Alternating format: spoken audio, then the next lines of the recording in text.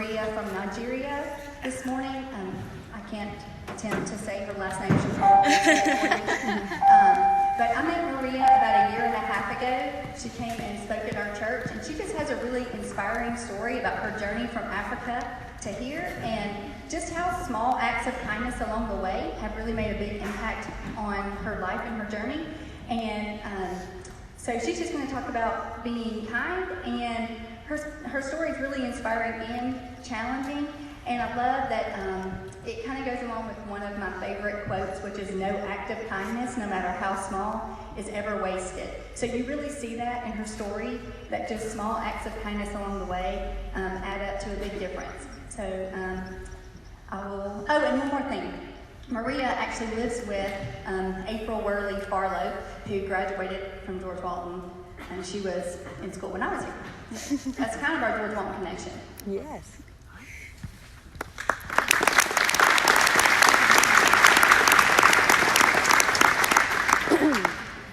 Good morning, everyone. My name is Maria Anifogoshe. I am an international student from Nigeria, and I am a student at the University of North Georgia in Oconee County. And I am very delighted to be here today to share with you about the topic which says, be kind. And in my language, in Nigeria, it's called Yoruba. And in my language, be kind is translated as shiriri. And I'm so delighted and very thankful for all the kindness that I have experienced throughout my journey here in the United States. I would never be here without the kindness that has transformed my life. And so, thank you, Holly Atkinson, Corey Betnall, Randy, Miss Rosemary Haggerty. Thank you all so much. This is a beautiful privilege to be here today. So, here is a picture of two of my very good friends, Claudia and Kate Bates. And it was through their mom that I got to start speaking in schools here in the United States. And I got to start sharing my story because of the connections her mom made. And so thank you so much for helping me to get here today. When you think about Africa, so Nigeria is about 5,000 miles away from here.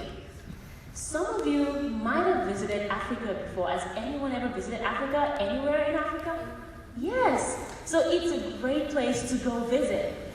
When people think about Africa, many people think about the safari, like seeing the wild animals there. And on my next slide, like there's this picture of the safari, and then on the next one, there's a picture of me seeing an elephant. So, when you think about Africa, you think of all those wild animals, but I have lived in Africa and I have never ever seen any of those animals. And the only time I got to see an elephant was in Alabama, here in the United States. And this is because back home in Nigeria, I came from a very hard and challenging background, that the main focus of the day was not a safari. The main focus of the day was not to go see the animals. On a regular day, when I was in Nigeria, I'm trying to get 3 meals to eat that day. And you hardly get to have that. So being here has just been a story of great faith, of God parting the Red Sea, and His amazing grace bringing kindness into my life. So before I continue, I would like to sing Amazing Grace, because I just will not make it here without Him. And all these people that are journeying with me, I will never have them without God. So, and Corey Betnall is going to pray for me. Thank you so much, Corey Betnall.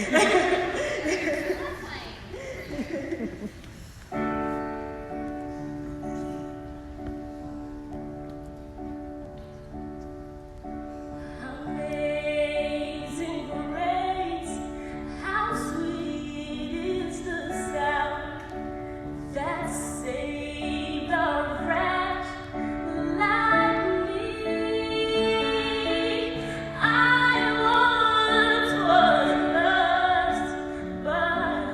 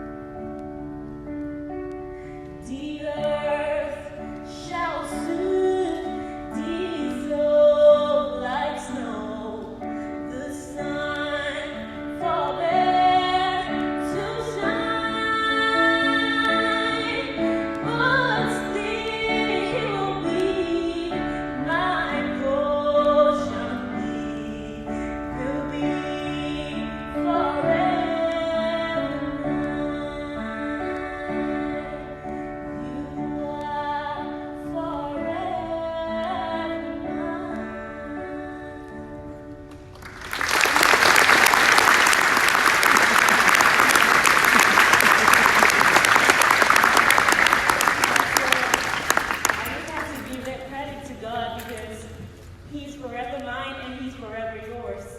Because when you invite him in, he will journey with you through life's troubles and struggles and challenges, and he will take you to great places beyond your imagination.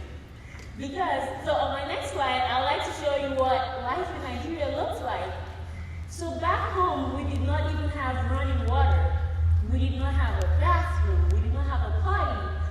When I came to the United States fresh and early, every night, I'm like, thank you, God, because I have a potty, I have a bathroom. Because back in Nigeria, I would have to walk miles, go to the bathroom in the bush, and it can be very dangerous at times. And so we walked miles, and I would carry buckets of water on my head like that. And then on the next slide, that is my family. My dad is a carpenter. My mom is a caterer. She cooks for people. I have 2 older brothers and 1 older sister, and I'm the last born. Yes, so that is what my house back in Nigeria looks like. So if you're unable to rent a house, or if you don't have a house to live in, some people who are wealthy in that area would borrow you their land, and they would say, okay, you can build a house on this land, but at any time they can come take that land. So it means at any given time you can become homeless. And even in the compound where I lived, we even had no fence, no gate to the entrance of the compound. And that is what the front door of my house looks like. So because my dad is a carpenter, he built this house with wood because we could not afford concrete or to build an actual house because at any time we could leave. So my dad just built that house with wood with a couple of friends, and there's a bowl, like a black bowl right there, and that is the bowl that I used to fetch water back in Nigeria. So very early in the morning I have to go fetch water and then fill up a drum back home. So, okay, this picture, it shows how we store up clothes back in Nigeria. So you put all your clothes in a plastic bag or in a bigger piece of cloth and tie it and put it very close to the ceiling. This is because it rained a lot. And because our house was built on wood, the water comes in every time and all of your clothes get damaged. So we put our clothes in another piece of cloth and put it very close to the ceiling. And so when I came to the United States, I did not know what a closet was or what you use the drawers for. So my first week here, I got with my host family, and I never unpacked my bag. I just saved my clothes right there in my bag. My host mom comes down to my room and she's like, "Oh, Maria, why did you unpack your bag and all?" She was like, "Oh, you put your clothes in the closet, you put it in the hanger, in the drawers." I was like, "Oh, I didn't know that." Because my own mentality of saving clothes is you have to keep it in the bag because the rain is coming soon. But now she taught me how to use the closet. I know what it is now. And so this is a bigger view of what the entire compound looks like.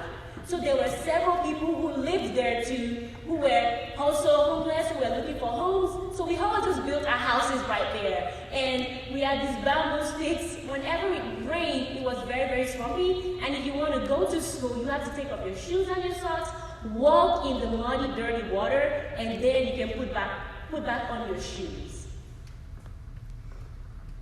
And this is where my mom and my dad lived. So looking at my journey, when I was young and I told my friends that my dream is to come study in the United States of America, my friends looked at me and were like, "Really? You're crazy, Maria." Because they asked me questions like, how in the world do you ever want to go study in the United States? Your parents can already afford 3 square meals in a day. How in the world do you pay for your flights, for your tuition fees? That is just impossible. But with God, all things are possible. I strongly believed in Him. And even though my friends said my dream was crazy, even though my friends said I was insane, I held on to that dream and I spoke it into the heart of God each night, saying, "God, this is what I want to do. And I believe that you can make all things possible. And he did. He made a way. Because as I got to high school, they had this competition. It was like an essay writing competition. And they said, oh, whoever wins this competition will go to London. I was like, oh, yeah, I want to go to London. Well, I first hesitated because a lot of times the government in Nigeria would say, oh, we will do this, and then they will never do it. And so I told myself, okay, I'm not even going to write this essay. But my teacher said, just go ahead and write this essay. It doesn't hurt. Just write it. And so I wrote it. The finals came. I'm sure this school goes on a lot of competitions because I've seen all around the walls, all the competitions you've all gone to. You know the tension you feel when they're about to announce the winner. You're like, would I win? Would I not win? So I was just at the back of the stage, terrified to death. I'm like, this dream has to come true. But I came second position in that competition, and I was crushed. I felt like my dreams were shattered. However, the organizer of the program came up and said, oh, we forgot to tell you guys that it is both first and second position that goes to London. And I screamed my lungs out. And I was like, whoa, God, this is mind-blowing. And so with that was my first journey to ever go abroad. And I just want to encourage you today that whatever dream you have in your heart, you have those potentials to dream big and to achieve great things. It doesn't matter what your friends say. It doesn't matter what the culture says it's impossible. If you believe it, then your hands are going to achieve it. And so that's how I was able to go to London. And then I went for another conference in Orlando. It's called the Ultimate Life Summit. And that was where I met my host mom. So at this conference, they had several kids, but we all wore the same t-shirt. And at Disney, at this conference, you would never know who is rich or who is poor. But when I met my host mom, she's a public speaker, so she came in there that day. She came in there that entire week to speak. And so while she was speaking at this conference, I got to meet her, I got to meet her mom, and they were so sweet and so kind to me. And so when I was about to go back to Nigeria, April, she gave me a lot of Capri Sun, and I know, like, you guys are like, wait, what is Capri Sun like? But to me, it's a big deal because you never get to drink Capri Sun back in Nigeria. Like, you have to first eat your main meal before you can even have the money to get a Capri Sun. I was like, wait, what? I get to drink a Capri Sun? Also, apart from that, her mom gave me $20. She said, you're going to Nigeria, I want to give you this $20 for snacks. In my mind, I'm like, snacks for $20? No, I am not spending $20 on snacks. This $20 is a whole lot of money when you convert it into Nigerian currency. And so I was like, wow. I was just mind blown by this kindness and love. And so I went back home and said, I want to be kind too. The kindness that's transformed my life, I want to show the same kindness to people. Although when I went back to Nigeria, I went back to my reality of the poverty cycle. Of, not enough food to eat. And my friends started questioning me, will you really go to study in the United States? We've seen you go to London, we've seen you go to America, but will you really study? And in this season of my life, I faced a lot of anxiety and depression. I felt like my life was stuck. Because many of my friends were moving forward. They were like, you go on with your crazy dream of America, we are going to college. I felt really stuck. I felt pain, I felt agony. And I was like, wow, God, did you put me to shame? But no. Every test that you go through prepares you for a testimony. So it doesn't matter whatever challenge you're going through, just hold on and hang in there. Because I finished high school in 2012, and 6 years after that, I said, I don't know what my life will be anymore. I've been holding on to this dream, what am I going to do? I said, okay, I don't know what to do with my life, but I'm going to apply for this conference in the US, and I'm going to volunteer. I don't know what will come out of it, but I'm just going to do this. And as I volunteered, as I applied, they selected me, and then I reached out to April on Facebook and said, oh, I'm coming to the United States again. She said, oh, okay, wow, that is awesome. And then I shared with her, she was like, how about your goals and your dreams? What happened to them? You said your dream was to study in the US. This is 6 years later. Like, how about your goals and dreams? And then I said, wow, I think Nigeria has shattered my dreams because I don't think it can ever be possible. So when I go to that conference, she shared about my story at that same conference. And afterwards, the organizer of the conference came up and said, you know what? We're going to give this student her first scholarship to go to college. And that is how I came to college, and that is why I'm in school today. So miracles happen. Never let go of those dreams.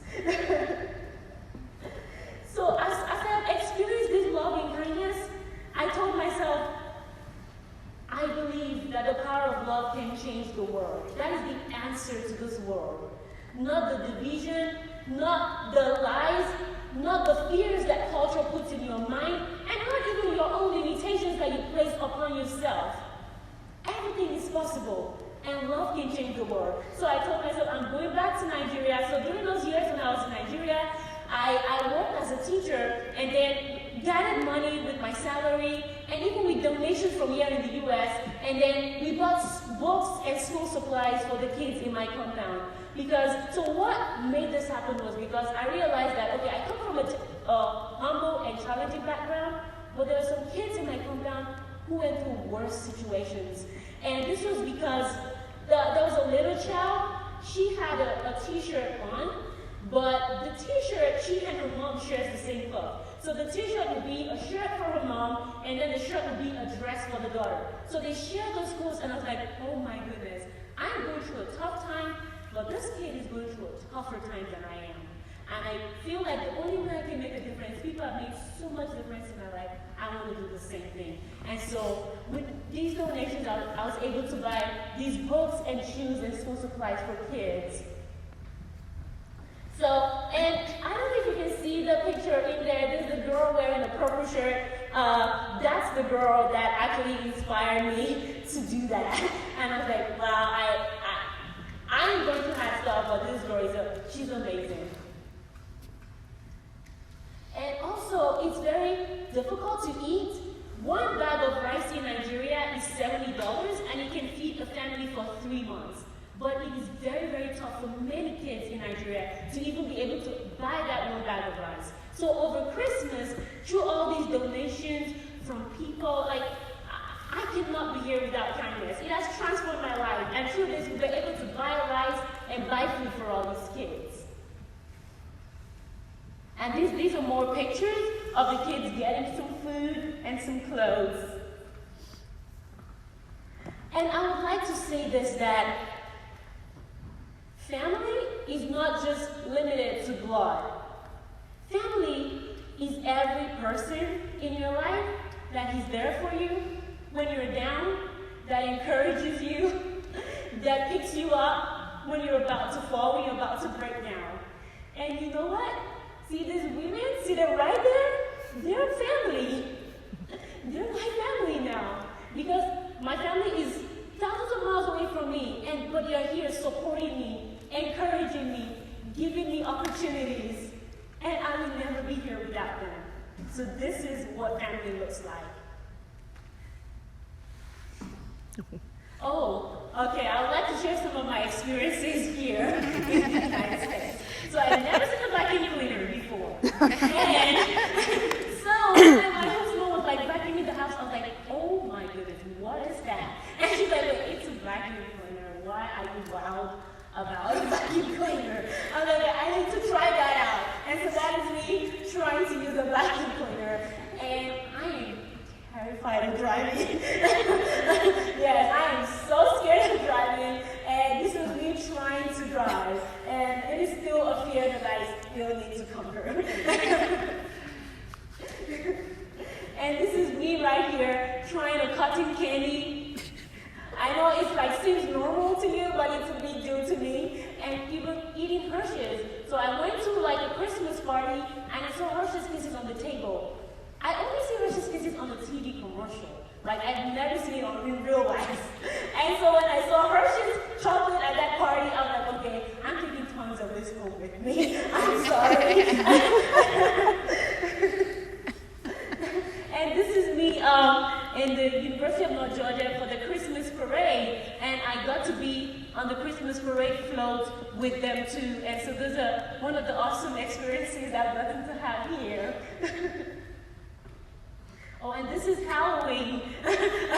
So I never knew what Halloween was. So for Halloween, I decided to dress as an African and put a bow on my head because I always fetch buckets of water in Nigeria. And so I took all my candies in the bowl. So my sister had no clue what I was doing. So when we posted the pictures on Facebook, my sister was like, wait, are you guys in a fundraiser? I'm like, no, it is not a fundraiser. It is this thing called Halloween in the United States. and for that Halloween, I took tons of candies back to Nigeria, and in like 1 week, the entire candy was gone. And this is me at Washington Farms. I love trampolines. That is my favorite way of having fun, to just jump and jump all the stressed out. So this is me jumping on the trampoline in Washington Farms. It just like makes my whole day. Oh, and this is me carving my first pumpkin and even decorating a Christmas tree for the first time. Because back in Nigeria at Christmas, we never got to decorate a tree. On Christmas Day, what you're looking for in Nigeria is to find food to eat. Actually, Christmas Day is like one of the days that kids look forward to the most because that's the day you get a full piece of meat on your food. Because at home, we have to like ration the entire meat in the pot into small, tiny pieces, and you eat the meat one after the other for the whole week. But on Christmas Day, you get a whole meat or a whole piece of chicken. So I was glad to get to decorate Christmas tree. Oh, and this is me seeing snow for the very first time in my life. It's magical to me because I've never seen one, and I just love it. And during the last few weeks when it snowed here, I got to see it like literally come down from the sky, and it rocked my world. Oh, this is me learning to play games and at a birthday party because I have to learn all these things, and so it's been a fun ride. Oh, this is me trying to learn how to ride a bike because I'm not even learning how to drive a car, and then my host dad and his daughter, they're all holding me up on that bike so I do not fall down. Yes, and so this picture is a Christmas picture, and during that Christmas, it changed the story for my family. So I showed you the pictures of where they were living, and at that Christmas, I realized how much love and kindness, just little acts of kindness, can just turn your life around. And so while at Christmas, I got this gift of donations from tons of people here in the United States of America, and they were able to help my parents build a house. So right now, my parents are building a house in Nigeria, and they've been able to move out from where they used to live. This is a big deal for me because from where I come from, it just is hard, and it's surreal to know that you get to have a house, to know that you get to have running water, to know that you get to have a bathroom. And this is what kindness has done for my life. And I'm trying to just encourage us that wherever possible, be kind. Wherever possible, shine your light. Wherever possible, be a light to people. And this is what their house looks like now, wow. The house that they're currently living in. Yes, and then we have a party now. So we do not have to go to the bush to go party. And we have a kitchen and a mattress. And so I would just like to end this note to say, you can do anything. You can achieve your dreams, and kindness can change your life. I'm so thankful to be here. I'm so thankful for the people that have supported me. I'm so thankful to just be loved on, for my life and my story to be transformed by love. So I want to encourage you to go out there and be kind. Even if it means sitting with a friend at lunch who has nobody else to sit with them. Just extend those little acts of kindness. They will transform your entire world. It changed my life, and that is why I'm here today. And one last encouragement as I end my speech is that never ever limit yourself. I would like to sing the song No Longer Slaves to Fear. And I know that life can be tough, life can be challenging. We go through very, very hard stuff that we cannot even tell a lot of people. But I want to tell you that because you are a child of God, you have to soak in that identity. You have to soak in that reality of who you are in God. And your dreams will become possible.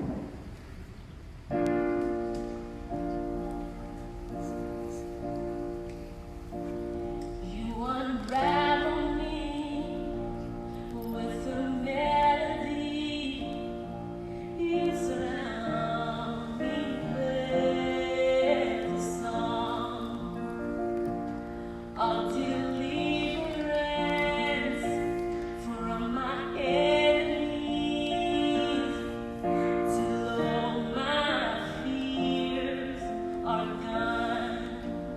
And I'm no longer slave to fear.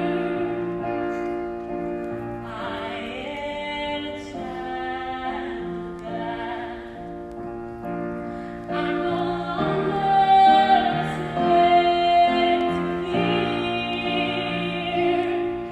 I am a child of God.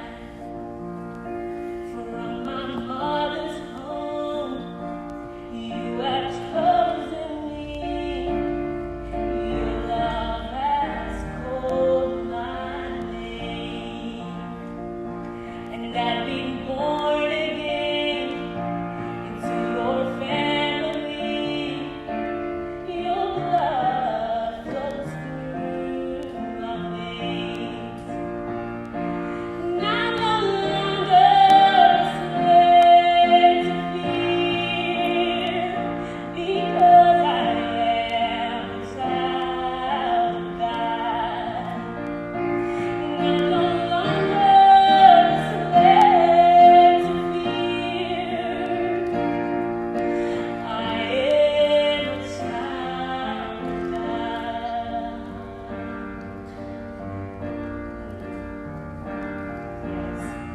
You split the sea so I could walk right through it.